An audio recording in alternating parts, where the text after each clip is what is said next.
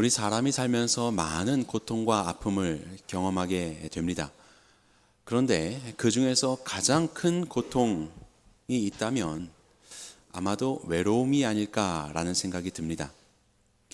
나눌 수 없는 것이지요. 나의 아픔, 나의 어려움, 나의 마음의 상황을 나눌 수 없는, 사람들과 함께 있어도 그들로부터 받아들여지지 않고 있는 바로 그런 외로움의 상황들은 여러 고통 속에서 참 고통 중에 하나다라는 그런 생각이 들었습니다. 외로움은 때로 우리를 마르게 하죠. 마르게 되면 거칠어지게도 됩니다. 그러다 보면 외로움 속에서 오히려 사람들과의 관계 속에 더 공격적으로 변하는 그런 거칠음으로 우리의 삶에서 나타나기도 하죠. 그러다 보면 더 외로워지게도 되고 참 악순환이 아닌가라는 생각도 듭니다. 하나님께서 우리에게 주신 이 물리적인 몸, 이 몸을 건강하게 하기 위해서 우리는 다양한 우리 외부에 있는 것들을 정기적으로 섭취하며 우리의 몸을 건강하게 만들어가는 것처럼 우리의 몸뿐만 아니라 우리의 마음도 건강하기 위하여서 사람들과의 관계 속에서 마음의 체험을 받고 또 이런 그 칭찬과 또 응원 속에서 우리가 건강하게 자라는 것이 아닌가라는 생각이 듭니다. 그래서 그랬는지 하나님은 사람의 여러 마음의 상태 속에서 그것들을 어렵게 보신 것이 아니라 사람이 홀로 있는 것을 좋지 못하게 보셨던 것 같습니다. 외로움이요. 이 외로움의 문제를 채우기 위해서 많은 관계들 갖겠지만 우리의 육신의 건강함을 위해서 이것저것 아무거나 섭취할 수 없는 것처럼 우리의 관계도 정말로 우리에게 유익하고 우리를 세우는 아름다운 관계가 있다는 것을 우리는 기억해야 할 것입니다. 오늘 본문을 보게 될 때 바울도 외로웠던 것 같습니다. 바울이 아덴을 떠나서 새로운 곳인 고린도로 가게 됩니다. 오늘 본문의 2절 말씀에 보게 되면 새로운 곳이라고 하는 그 고린도에 바울 그리고 아굴라, 브리스길라 부부가 오게 된 것을 보게 됩니다. 고린도라고 하는 도시는 굉장히 큰 도시였습니다. 로마에서도 손에 꼽히는 큰 도시였습니다. 지난주에 살펴봤었던 아덴은 약 1만 명의 사람들이 당시에 거주했다고 그렇게 추정이 되는데 고린도는 8만에서 10만 명이 거주했었던 도시입니다. 그리고 가장 많이 거주했을 때는 75만 명이라는 그런 기록도 있습니다. 그곳은 두 개의 항구가 있었습니다. 해로, 해상으로도 육로로도 사통이 발달되어서 정말로 많은 사람들이 오고 가는 상업의 중심지였습니다. 그러다 보니까 수많은 우상을 숭배하기도 하는 그런 곳이었죠.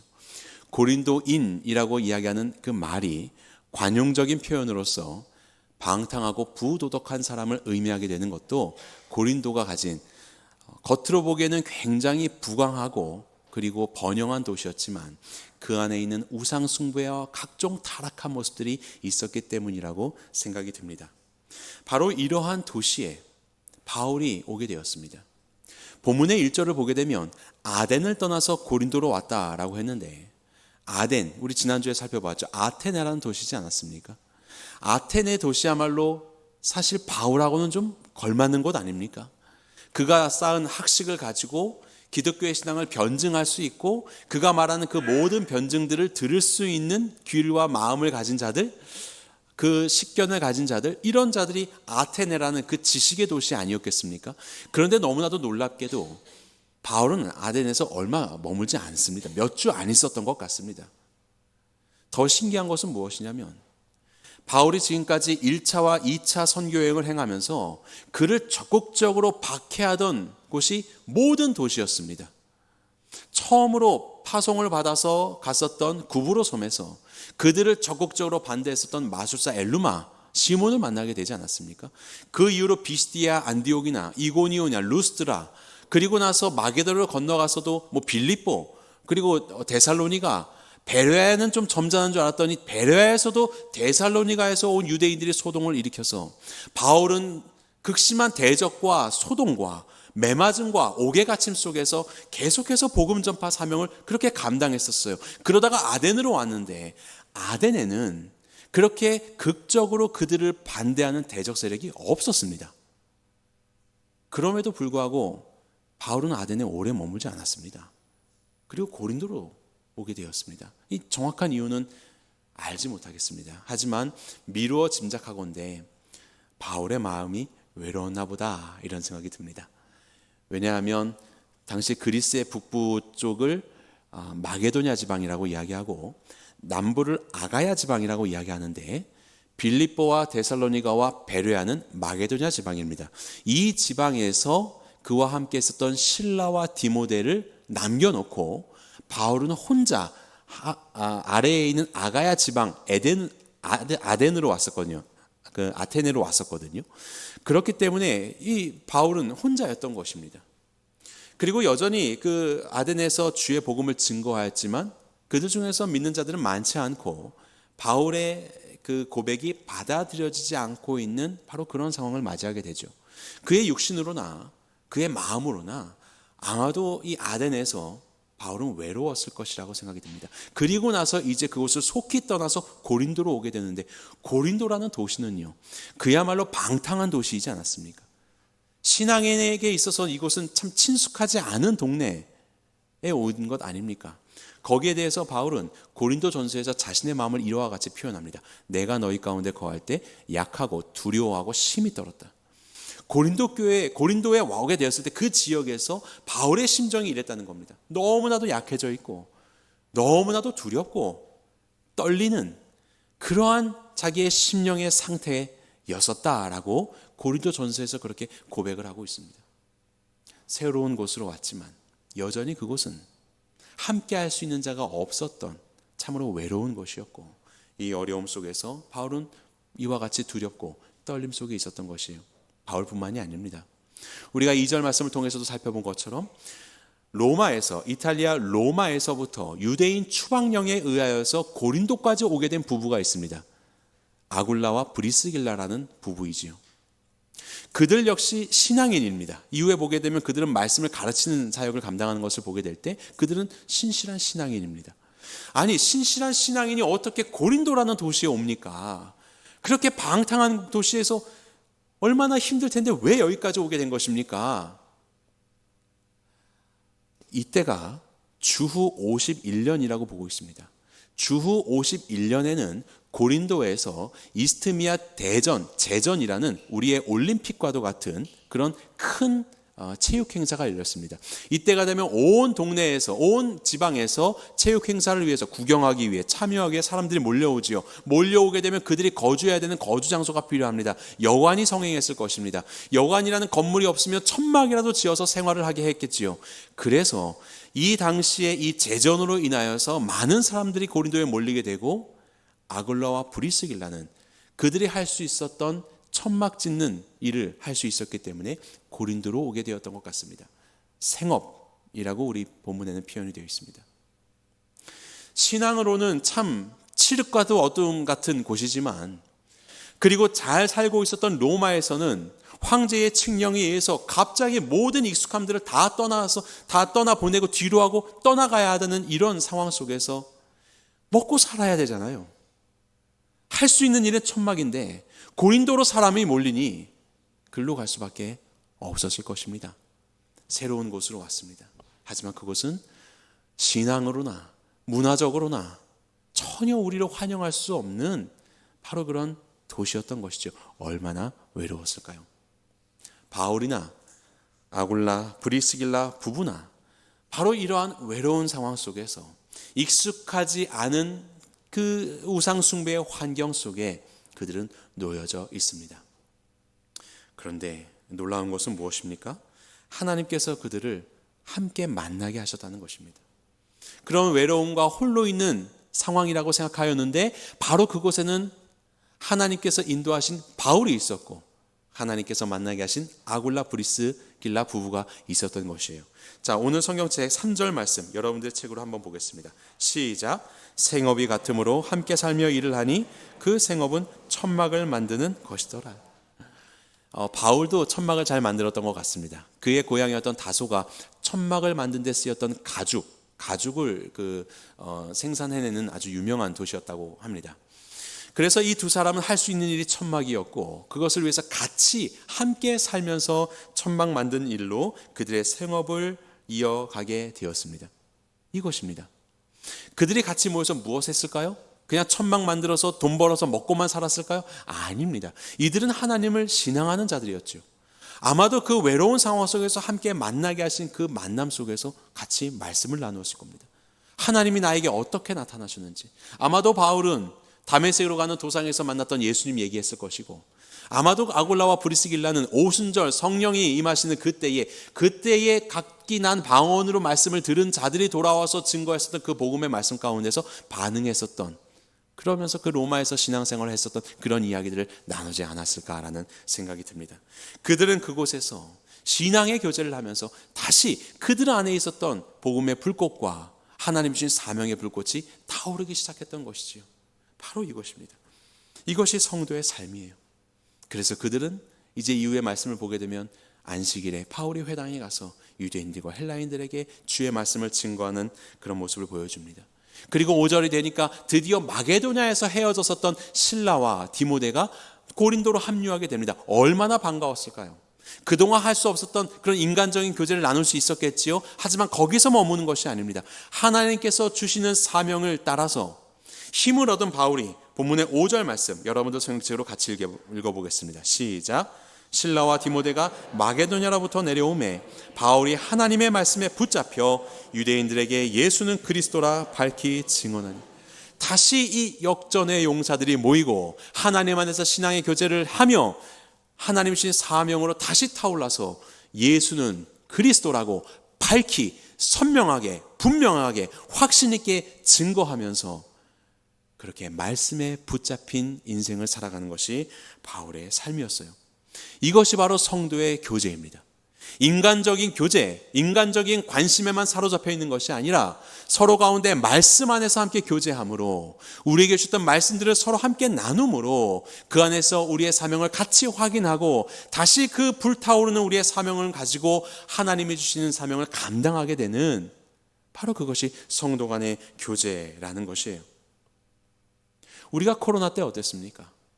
코로나 때 함께 모이지 못하여서 각자의 처소에서 온라인으로 예배드리고 전화로 교제하면서 그렇게 살아갔지요. 어떠셨습니까? 편하고 좋았습니까? 아마 그랬다면 지금 이 자리에 여러분들은 앉아 계시지 않았겠죠. 그게 그렇게 좋았다면 그냥 지금도 그러고 계셨을 것입니다. 왜 함께 모입니까? 왜 목장에 속하게 됩니까? 함께 모일 때에 주께서 허락하시는 은혜가 있기 때문에 그렇지요. 홀로 있을 때는 그 외로움 속에서는 채워지지 않았었던 주의 은혜가 함께 모이는 모임을 통하여서 확인이 되어지고, 그리고 나를 위해서 기도해주고 나를 반가워해주고 또 함께 주의 말씀들을 가지고 격려하며 세워가는 우리의 공동체가 있다는 것, 이것이 우리에게는 정말로 큰 기쁨이 되기 때문에 이 자리에 오신 거 아닙니까? 신앙의 외로움은요, 이겨낼 장사가 없습니다. 제 아무리 사도 바울도 그렇게 주님을 만나고 공동체 안으로 들여오고 했지만 처음에 초대교회 공동체는 바울을 꺼려했지요. 무서워했기 때문에 그렇습니다. 결국 그는 그의 고향인 다소로 돌아가서 수년을 은거하지 않습니까? 그렇게 홀로 있었던 이 바울을 바나바가 찾아가서, 다소까지 찾아가서 그를 격려하며 다시 일으켜주고, 그리고 시리아 안디옥 교회 공동체 안으로 들어오게 하고 그 공동체에서 선교사로 파송되었던 것이, 그리고 이 자리에 설 수 있었던 것이 바울 아니겠습니까? 우리에게는 공동체가 필요합니다. 우리에게는 지체가 필요합니다. 혹 어려운 가운데 계신 성도님이 계십니까? 하나님이 허락하시는 상황 속에 생업의 어려움을 겪고 있는, 잘 있었던 바로 그곳에서 떠나게 되어버리게 되는, 내가 있었던 그 영역과 내가 있었던 함께하던 사람들과 멀어지게 되어버리는 그런 외로운 상황 가운데 놓여있는 성도님들 계십니까? 바로 그 상황 속에서 기억하십시오. 하나님은 하나님의 사람들을 여전히 여러분들에게 붙여주고 계십니다. 바울이 아굴라 부부를 만난 것처럼, 아굴라 부부가 바울을 만난 것처럼, 너무나도 어둡고 두려웠던 고린도라는 도시에서 매우 약해져 있고 두렵고 떨리는 그 상황이었지만 하나님이 붙여주시는 바로 그 지체가 내 옆에 있었고, 그들은 만났고 말씀 안에 교제했고 다시 말씀 앞에 붙잡힌 바 되는 삶을 회복할 수 있게 된 것이지요. 여러분들의 곁에 그런 지체들이 있습니다. 우리 목장이 바로 그런 곳이지요. 그래서 우리는 그곳에서 함께 말씀을 확인하고 서로를 위해서 중보하며 세워주며 기도하는 것이지요. 하나님은 그렇게 새로운 만남들을 계속해서 허락하십니다. 디도 유스도라는 사람이 하나님 앞으로 돌아옵니다. 아마도 빌립보에서 루디아라는 사람의 집에서 모이고 그런 전초역 기지 역할을 감당한 것처럼 디도 유스도라는 사람의 집에서 모여서 이 고린도 교회는 성장했을 것이라고 생각이 됩니다. 유대인 중에 유대인이라고 할 수 있는 회당장이었던 그리스보가 주의 복음의 말씀을 듣고 그와 그의 온 가족들이 회심을 하고 침례를 받는 역사가 일어납니다. 하나님께서 이렇게 복음 증거를 감당하고 있는 바울의 회복된 삶을 통하여서 놀라운 일들을 나타내고 계시는 것이죠. 이 모든 것들이 다 성도 간의 말씀 안에서의 교제를 통해서 시작된 일이었다는 것을 기억하시기 바랍니다. 이렇게 우리는 사람이 필요합니다. 어떠한 사람도, 제 아무리 목회자도 홀로 있으면 아니요, 온전한 삶을 살 수 없습니다. 나를 위해서 기도해주고 있는 지체가 있다. 바로 그것이 얼마나 위로가 되는지 모릅니다. 하나님은 그렇게 우리를 붙여주셨어요. 교회는 주의 몸이라고 이야기합니다. 주의 몸이요. 몸이 하는 일이 무엇입니까? 가는 거죠. 만나는 겁니다. 들어주는 것이죠. 때로는 주의 말씀으로 격려하며 말해주는 것입니다. 아픔을 싸매어 주는 것이죠. 쓰러지지 않도록 지탱해 주는 것이, 이게 몸이 하는 일이에요. 교회가 바로 주의 몸이 되어서 그 역할을 감당하는 것입니다. 머리가 되려고 하지 마십시오. 말만 하지 마십시오. 정말로 우리가 몸이 되어서 예수님이 우리 지체들에게 무엇을 원하신지를 살피면서 나에게 그 지체들을 붙여준 것처럼 나도 그러한 말씀 안에서의 지체가 되어서 우리의 이웃들을 살피고 우리의 목장 식구들을 살피고 우리의 성도들을 살피며 그들에게 예수님의 몸이 되어서 가야 할 것입니다. 들어줘야 할 것입니다. 세워줘야 할 것입니다. 그것이 몸인 교회가 하는 일이에요. 그렇게 우리 안에서 어떠한 영혼들도 외로움 가운데 상하여지지 않도록 하나님이 붙여주신 귀한 하나님의 사람이 되기를 결단하십시오. 그리고 그 사람들이 옆에 있습니다. 낙심하지 마십시오. 만나십시오. 세워가십시오. 그리고 그렇게 이 사람들을 통해서 우리에게 말씀하시는 하나님의 말씀에 붙잡혀서 주께서 허락하시는 회복과 귀한 사명의 역할을 감당하시는 새누리교회가 되길 간절히 바랍니다. 두 번째로 살펴보기를 원합니다. 우리가 기억해야 할 것은 무엇이냐면 하나님께서 사람들을 통하여서 성도의 함께함 그 자체로 의미가 있고 하나님은 일하시지만 궁극적인 위로는 사람이 아니라 하나님으로부터 온다는 것을 기억하십시오. 궁극적인 회복은 하나님으로부터 오는 것입니다. 자, 본문의 10절 말씀 같이 읽어볼까요? 시작. 내가 너와 함께 있음에 어떤 사람도 너를 대적하여 해롭게 할 자가 없을 것이니 이는 이성 중에 내 백성이 많음이라 하시더라. 하나님의 말씀입니다. 내가 너와 함께 있어. 임마누엘의 하나님이지요. 도대체 왜 갑자기 이런 말씀을 하실까요? 9절을 보니까 바울이 두려웠던 것 같습니다. 아니, 지금 아굴라 부부를 만나지 않았습니까? 그리고 그리웠던 실라와 디모데도 같이 합류하지 않았습니까? 복음의 역사를 이제 또 신나게 감당하고 있는데, 그래서 그런 역사들이 일어나고 있는데 여전히 두려움이 있는 것이죠. 여전히. 그것을 아시는 하나님께서 내가 너와 함께한다. 두려워하지 말라라고 하시면서 그 두려움 속에 있는 바울에게 두 가지의 선물을 주시는 겁니다. 하나는 너를 대적하여 너를 해할 자가 없을 거야 라고 하는 말씀의 선물을 주시고, 또 다른 하나는 내가 너와 함께 있어 라고 하는 하나님의 임재라는 함께 하심이라는 선물을 주시고 계시는 것이에요. 아무리 사람들이 함께 있어도요, 아무리 우리 지체들이 같이 있어도요, 사람으로는 채워지지 않는 것이 있습니다. 하나님으로부터만 채워질 수 있는 것, 임마누엘의 하나님, 이 복을 누리시기를 바랍니다. 임마누엘, 이 말이 언제 등장하게 됩니까? 이사야서 7장에 보면 등장하게 됩니다. 이사야서 7장에 2절 보시게 되면요, 이스라엘 백성들이 북이스라엘과 남유다로 나뉘지 않습니까? 그때에 북이스라엘을 베가 왕이 다스리고 있었고 남유다를 아하스 왕이 다스리고 있었는데, 사실 이들은 한 가족이었어요. 한 집, 그 야곱의 아들들로서 같이 지파를 이루는 한 가문이지 않았습니까?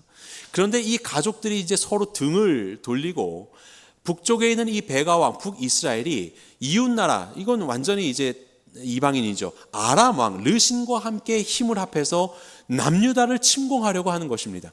남유다에 있는 아하스의 입장에서는 가족들도 나를 배반하고 내 옆에 있는 이웃도 나를 배반하는 참으로 외로운 상황인 것이지요.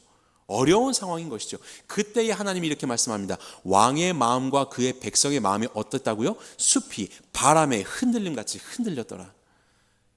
지금 고린도에 와 있는 바울의 상황과 같지 않습니까? 내가 고린도에 오게 될 때 나는 심히 약하고 두렵고 떨었다. 파르르 떨리는 것이에요. 숲이 바람에 흔들리는 것 같이 그러한 떨림을 가지고 있었던 것이 바로 아하스의 상황이었습니다. 그런데 그에게 이사야 선지자를 통하여서 하나님이 이와 같이 위로하십니다. 그들은 연기나는 두 부직갱이에 불과해, 그루터기에 불과해. 두려워하지 말아라, 낙심하지 말아라, 떨지 말아라 하고 계시는 거죠. 오늘 이 밤에 바울에게 하나님이 말씀하신 것처럼 두려워하지 말라고요. 왜 두려워하지 말아야 됩니까? 왜요? 14절에 말씀합니다. 주께서 친히 징조를 너희에게 주실 것이라. 처녀가 잉태하여 아들 낳을 것이요 그의 이름을 임마누엘이라 하리라. 임마누엘이 무슨 뜻입니까? 하나님이 우리와 함께 하신다. 이 징조를 통해서 너가 확인하여야 해. 하나님이 멀리 계시지 않고 너와 함께 하고 계셔. 그래서 두려워하지 마라. 그렇게 말씀하는 것입니다. 바로 이 임마누엘의 하나님께서 오늘의 본문의 이 바울의 시대 때 여전히 사람들로 인해서 다시 회복이 되어가고 그렇게 하나님의 결실들이 맺어가고 있는 바울에게도 여전히 두려움 가운데 있을 때에 그 밤에 하나님은 바울을 찾아오셔서 말씀하시는 겁니다. 두려워하지 말아라. 내가 준 사명을 묵묵히 감당하여라. 왜 두려워하지 않을 수 있습니까? 내가 너와 함께 할 거야. 임마누엘의 하나님, 그 하나님을 다시 확인시켜 주시고 계시는 것이지요. 사람의 위로 중요합니다. 사람 간의 말씀 안에서의 교제에서의 우리의 성장과 회복됨 너무나도 중요합니다. 하지만 우리의 궁극적인 회복, 우리의 궁극적인 위로는 하나님으로부터 온다는 것을 기억하십시오. 때로는 사람이 보이지 않을 때가 있을 겁니다. 때로는 정말로 외로울 때가 있을 것입니다. 하지만 바로 그 자리에 하나님께서 함께 하신다. 임마누엘의 하나님이 지금도 내게 말씀하신다. 바로 그 사실을 기억하며 임마누엘의 하나님을 만나시고 회복되시기 바랍니다. 여러분의 바로 그 자리에 같이 계세요. 주께서 말씀하고 계시는데 때로는 이럴 때가 있지요. 내가 정말로 그 말씀을 받은 것이 맞는가? 우리가 개인 기도실 앞에 가면 말씀에 붙잡히다라는 그 표제어를 가지고 우리 그 가정에서 연초에 받은 말씀들을 각자가 기록하여서 이렇게 진열을 해놨습니다. 저는 교회에서 오고 가면서 그 말씀 보면서 기도하거든요. 이 가정이 이 말씀을 잊어버렸을지라도 이를 위해서 기도하는 사람들이 있습니다. 하나님 정말로 이 말씀들이 올해 이 가정 가운데 이루어지게 하시고 그것을 통해서 그 가정과 함께 하시는 임마누엘의 하나님을 이 가정이 만나게 해주십시오. 이것이 저의 기도 제목인데요. 아마도 이런 분들 계시겠죠. 이거 써내긴 했는데 이거 그냥 대충 기도하고 정말로 하나님이 주신 말씀인지 뭐 그냥 내가 선택한 말씀인지 그냥 잘 모르고, 그리고 때로는 여러분들이 어려운 상황 속에서 주의 말씀들을 묵상하며 내게 주신 말씀이라고 얘기하지만 사실은 이거 그냥 내가 선택한 거 아닌가? 내가 이 말씀을 제대로 해석하고는 있는 건가? 하나님은 다른 거 이야기하고 있는데 내가 잘못 보고 있는 거 아닌가? 이런 생각하시는 분 계시죠. 하나님의 말씀으로 인도하시고 말씀에 붙잡혀서 살아가야 되는 것인데 도대체 내가 선택한 말씀이 맞는지 이 근원적인 질문을 하면서 힘겨워하고 있는 분들도 계실 수도 있을 겁니다. 하지만 기억하십시오. 하나님이 주시는 것은 말씀도 주셨지만요, 임마누엘의 하나님을 주셨다는 것을 기억하십시오. 제가 아이들과 함께 우리나라 이렇게 여행하다 보면 관광지에 들릴 때마다 이렇게 지도 같은 게 있어요. 뭐 한글도 있고 영어도 있고 일본어도 있고 그러면 우리 막내 같은 경우는 한글 자체를 잘 몰라서 그냥 아무거나 들고 옵니다. 그리고 와서 이렇게 펼쳐봐요. 그럼 지도가 있죠. 그림이 어디가 뭐 있어요. 여기 가요, 저기 가요, 막 이야기해요. 그러면서 지금 이 차가 잘 가고 있는 건지 이런저런 이야기를 하는데 이 아이가 지도를 볼 수 있겠습니까? 가고 싶은 곳은 여긴데 그래서 아빠 일로 가는 것 같아요. 뭐 말은 하는데 때로는 지도도 거꾸로 들고 있을 때도 있고 뭐 전혀 모르니까요. 하지만 염려하지 않습니다. 왜냐하면 이 차를 운전하는 사람은 아빠니까. 내가 지도를 잘못 보더라도 우리는 결국 그곳에 가게 됩니다. 그 평안함이 있죠. 우리의 인생의 선장은 누구십니까? 예수 그리스도 우리 하나님이세요. 그분이 우리와 함께 하신다는 그 임마누엘의 사실을 기억하십시오. 내 삶의 이 자리에 주님이 계시다고요. 주님이 선장이 되신다고요. 아무리 캄캄한 바다가 있고 아무리 풍랑이 내게 있어도 주님이 내 배의 선장이 되시니 우리는 두려움이 없도다. 우리는 두려움이 없도다. 고백할 수 있는 것입니다. 때로는 그냥 말씀 이거 잘 모르겠어요. 선택은 했지만 그냥 붙잡고 갑니다라고 정말로 하나님이 주신 말씀이 아닐 수도 있고 말씀 또 이상하게 해석할 수도 있지만 두려워하지 마십시오. 하나님이 임마누엘로 함께 하십니다. 예수 그리스도를 우리 가운데 보내주셔서 심지어는 죄의 자리, 사망의 자리, 하나님과의 정반대편에 있는 그 자리라 할지라도 임마누엘의 하나님께서는 예수님으로 함께 하셨는데 십자가에 못 박혀 죽기까지 함께 하셨는데 어느 자리라고 주님이 안 계시겠습니까? 임마누엘의 하나님으로 인하여서 위로를 얻으시기 바랍니다. 그리고 그곳에서 주의 말씀을 붙잡고 담대히 나아가십시오. 하나님은 그렇게 우리의 삶에 함께 하십니다. 주께서 약속하신 대로 너를 대적하여 해할 자가 없을 것이다 말씀하셨죠. 하나님은 정말로 그 말씀을 바울의 삶 가운데 이루어 가십니다. 이것은 델포이 신전에서 발견이 된 한 비문인데요. 이것이 주후 약 한 50여 년, 51년이라고 우리는 생각을 하는데 그 어간에 기록된 것으로 보입니다. 여기에 보면 갈리오라고 하는 이름이 등장합니다. 갈리오가 총독으로 신임 총독이 되어서 바로 이 고린도에 부임하였다는 그런 내용이에요. 오늘 본문의 내용이지요. 유대인들은 바울을 해하기 위해서 신임 총독 갈리오가 부임한다는 소식을 듣고 잘 됐다. 신임이니까 우리의 말을 잘 따르겠지. 잘 보여야 되니까요. 소동이 일어나면 안 되니까요. 그래서 바울을 데리고 갈리오 총독 앞에 데리고 갑니다. 그리고 이 사람이 하나님의 율법을 어기는 자다라고 이야기하면서 고발하죠. 그런데 신기하게도 갈리오는 그들의 이야기를 듣지 않습니다. 갈리오 총독은 당시의 로마 황제와 아주 가까운 사이였습니다. 유대인들이 폭동을 하든 별로 그렇게 중요한 것이 아니에요. 그래서 아무것도 아니냐, 그것은 종교의 문제니까 내 상관할 바 아니다, 니들 알아서 해라 라고 일침을 놓아버립니다. 하나님께서는 당신이 약속하신 대로 알지도 못하였던 갈리오 총독이 새로 부임하게 하시면서 유대인들의 폭동과 바울을 대적하는 그 대적으로부터 오히려 보호해 주셨습니다. 이것이 하나님의 말씀의 역사죠.